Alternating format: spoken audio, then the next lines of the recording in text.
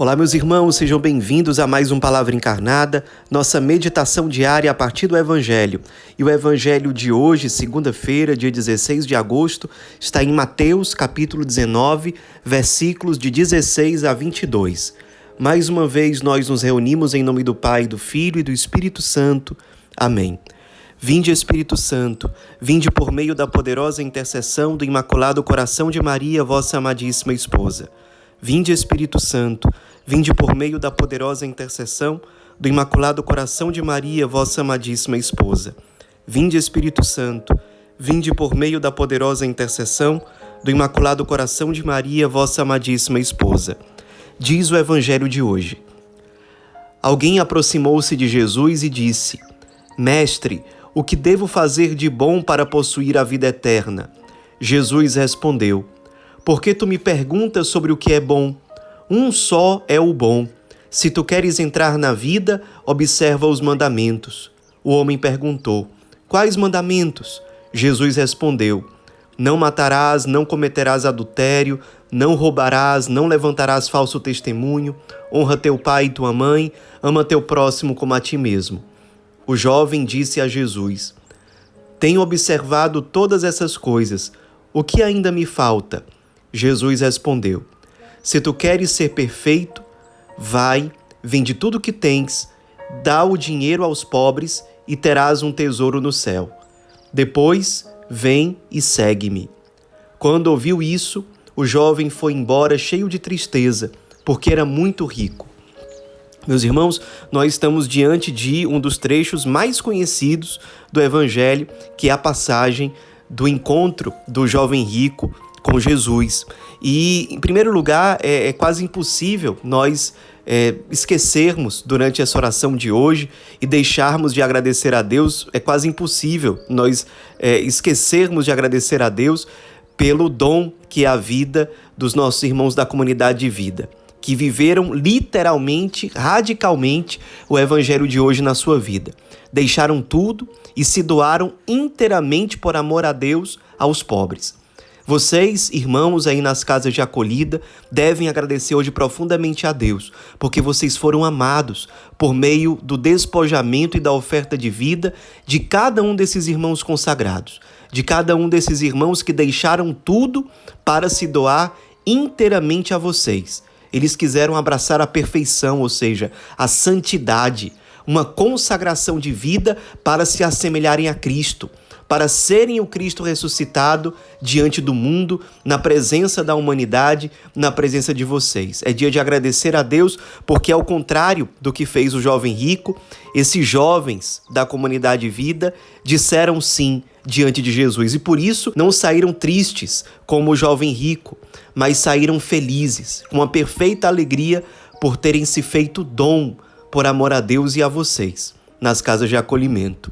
Além disso, eu gostaria de aproveitar esse trecho do Evangelho de hoje para que nós meditemos juntos sobre uma grande enfermidade espiritual, já mencionada algumas vezes pelo Papa Francisco, que é muito comum em grande parte, se não na maioria dos cristãos hoje em dia, que é a tibieza, muito ligada a uma doença espiritual, a um pecado capital, que é a preguiça.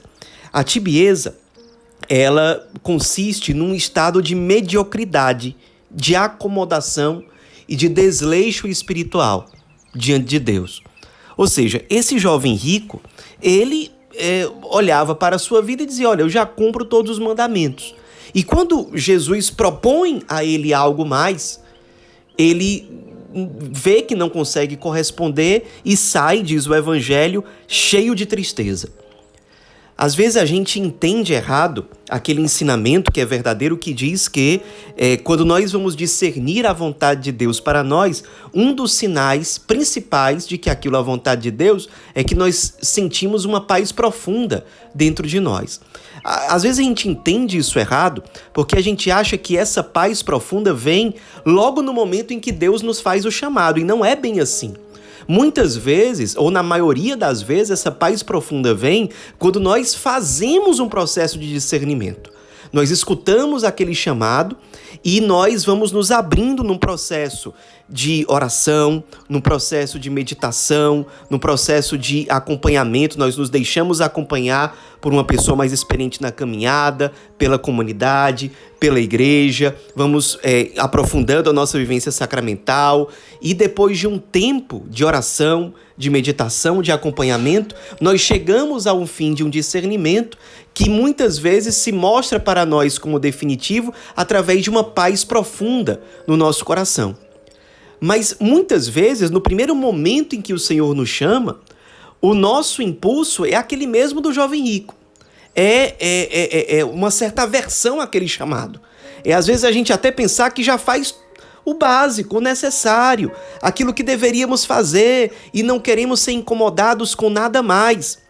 Vamos guardar um princípio da vida espiritual e espero que nenhum de vocês esqueça. Deixará de ser bom quem não deseja ser melhor. Eu vou repetir, isso é um princípio da vida espiritual. Deixará de ser bom quem não deseja ser melhor. Na vida espiritual é assim. Nós não ficamos verdadeiramente estagnados. Quando nós nos acomodamos, aquilo que nós, entre aspas, já conquistamos, aquilo que nós já conseguimos viver, a tendência, se nós deixamos de dar passos à frente, é que a gente ande para trás. E como é que a gente consegue perceber essa tibieza em nós? Ela se manifesta na nossa vida espiritual por meio da falta de esperança. A gente deixa de acreditar que a gente pode ser mais, que a gente pode ser mais santo. Às vezes no começo da caminhada a gente tinha isso, mas a gente vai se deixando desmotivar. Segundo, a gente passa a ter uma imaginação descontrolada. A gente está sempre pensando em coisas confusas, coisas sem nexo. O nosso interior não está totalmente voltado para Deus. Toda hora que a gente para um pouquinho, a gente está pensando em besteira, a gente está pensando em coisas vazias. A nossa mente, o nosso interior não está totalmente voltado para Deus. Um outro sinal de tibieza é a preguiça. A preguiça para as coisas de Deus. Tudo aquilo que se refere a Deus passa a ter um peso enorme e a gente começa a se lamentar.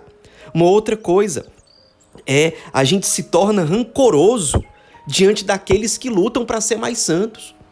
A gente tem uma tendência a rebaixar os outros à nossa mediocridade. Então, quando a gente percebe que tem alguém dando passos, feliz, buscando a santidade e gerando frutos, a gente enxerga naquilo uma acusação contra a nossa própria mesquinhez. E a gente, ao invés de se alegrar com o bem que o irmão está fazendo, vivendo, a gente se entristece. É um sinal de tibieza. E um outro é uma irritação, a gente fica irritado, uma inquietação interior. A gente não consegue parar para fazer silêncio, para rezar. A nossa oração fica vaga, dispersa. A gente não é mais aberto à contrição. A gente não se arrepende pelos pecados profundamente, como talvez a gente fazia antes. A gente começa a sempre buscar justificativa para os nossos pecados. A gente começa a deixar de estabelecer metas de conversão.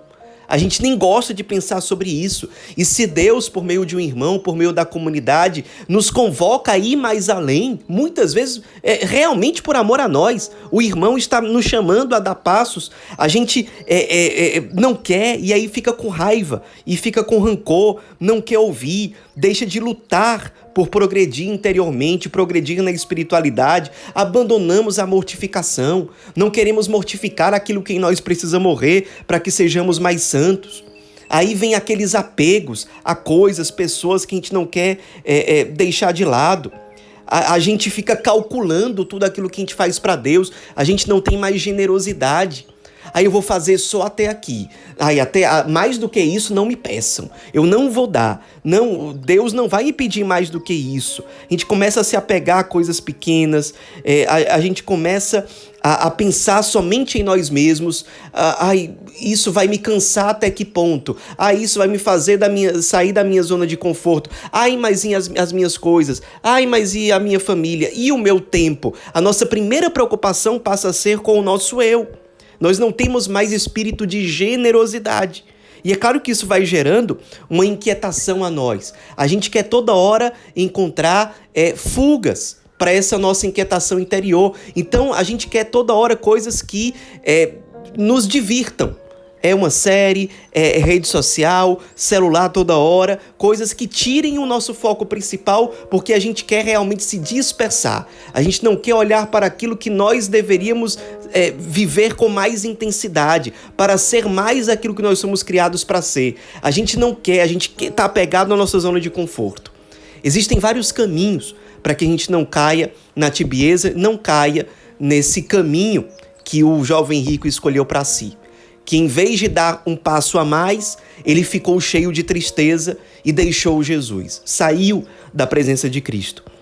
Duas atitudes básicas que nós podemos ter contra a tibieza. Amar mais profundamente a Deus em tudo aquilo que nós fizemos. Desde as pequenas coisas. Amar a Deus, eu faço isso por amor a Deus. Na hora em que nós vamos exercitando isso, que é a virtude da caridade verdadeira, o nosso coração vai se dilatando, vai crescendo em nós a esperança e a generosidade. Não ficamos mais calculando tudo aquilo que nós fazemos. Nós abraçamos cada vez mais concretamente a nossa vocação para amar.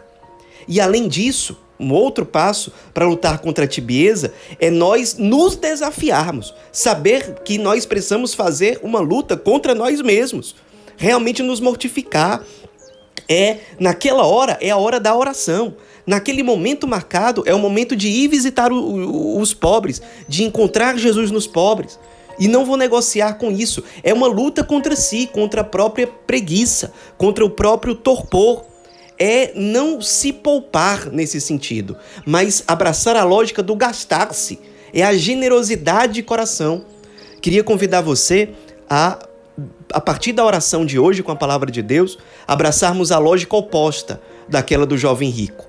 Não nos contentar com aquilo que nós já conquistamos em Deus, com aquilo que nós já vivemos.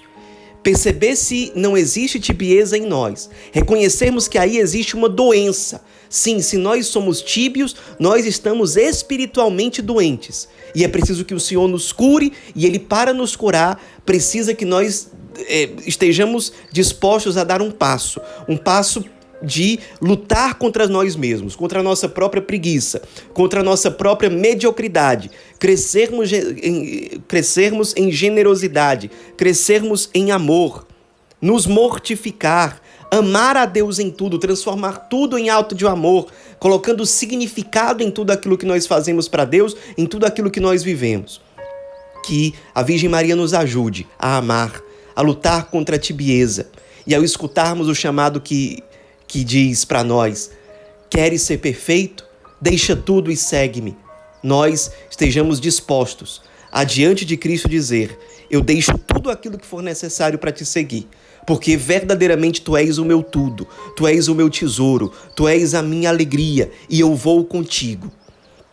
Que a Virgem Maria interceda por nós para que nós sejamos capazes de deixar aquilo que precisa ser deixado de lado para permitir que o Cristo seja verdadeiramente o nosso tudo. Ave Maria, cheia de graça, o Senhor é convosco. Bendita sois vós entre as mulheres e bendito é o fruto do vosso ventre, Jesus. Santa Maria, Mãe de Deus, rogai por nós, pecadores, agora e na hora de nossa morte. Amém. Em nome do Pai, do Filho e do Espírito Santo. Amém.